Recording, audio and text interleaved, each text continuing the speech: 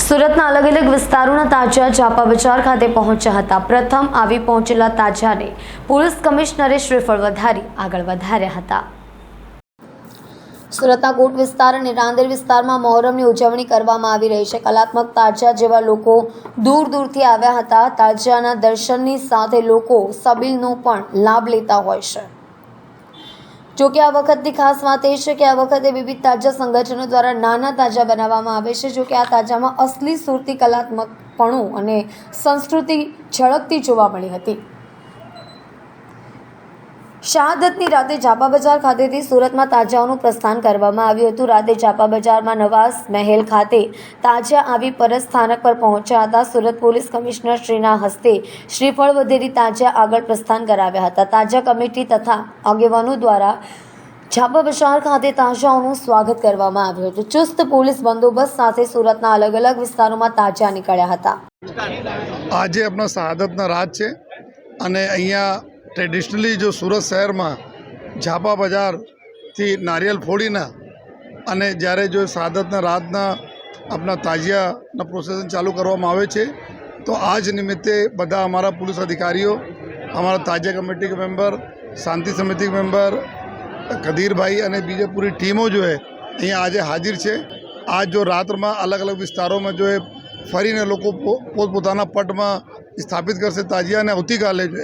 આવતીકાલે બપોર પછી બપોર પછી આ બધા જો આપણા શહેરના અલગ અલગ વિસ્તારોમાં થઈને જો મુખ્ય આપણા રાજમાર્ગ ઉપર છે અને ત્યાં બધા જો તાજિયા લગભગ 250 જેટલા નાના મોટા તાજિયાઓ નીકળશે અને લોકો જો આ શહાદતના દિવસ યાદ કરશે તો સમગ્ર પૂરી વ્યવસ્થા સારી રીતે ચાલે એના માટે અમારા કરીબ 4,500 જેટલા પોલીસ અને કરીબ 350 જેટલા અધિકારીઓ PSIથી માંડી સિનિયર અધિકારી સુધી તક બધા ડિપ્લોયડ છે।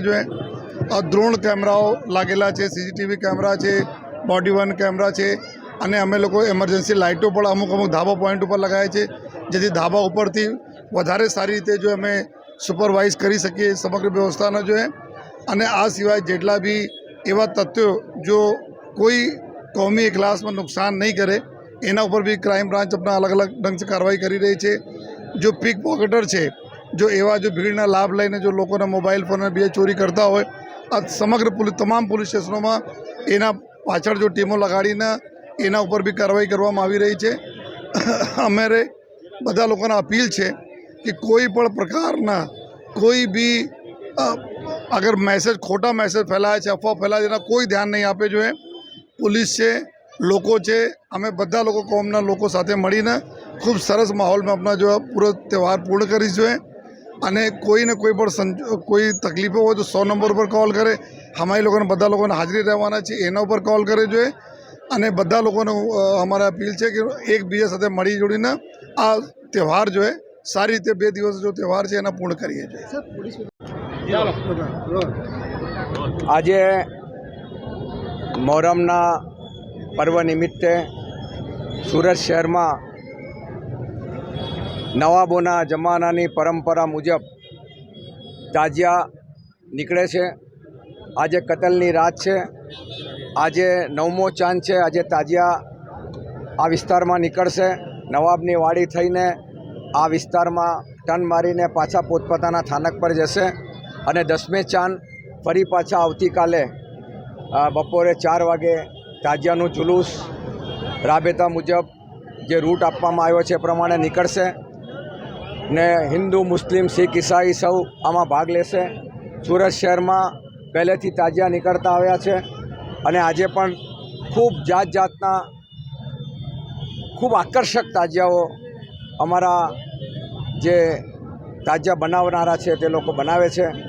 અહીંયા માનતાઓ ચડાવવામાં આવે છે। આજે અને કાલે બપોરે કોમી એકતાનો પ્રોગ્રામ છે ભાગળ 4 રસ્તા પર। ત્યાં મેયર સાહેબ, હિન્દુ મિલન મંદિરના મહારાજ અમરીશ આનંદ સાહેબ, ધારાસભ્યો, સામાજિક આગેવાનો બધા આવે છે। અહીંયા પણ આજે પોલીસ કમિશનર સાહેબ અને બધા તમામ તાજિયા કમિટીના જે અમારા હોદ્દેદારો છે અહીંયા આપણી સામે ઊભા છે, અસદભાઈ, સોહેલભાઈ અને બીજા આગેવાનો। આ વિસર્જન આજે એક પાઠ સાથે બીજો પાઠ કાલે થશે। સૌને એટલો જ મેસેજ છે કે આ શહીદીનો દિવસ છે, ઇમામ હુસૈનની યાદમાં એમને યાદ કરવા માટે આખો વિશ્વ એમને યાદ કરે છે. એવા પ્રસંગે એમને અમે પણ યાદ કરીએ છીએ, એ શહીદીને યાદ કરીએ છીએ અને એ શહીદીને યાદ કરીને અમે આ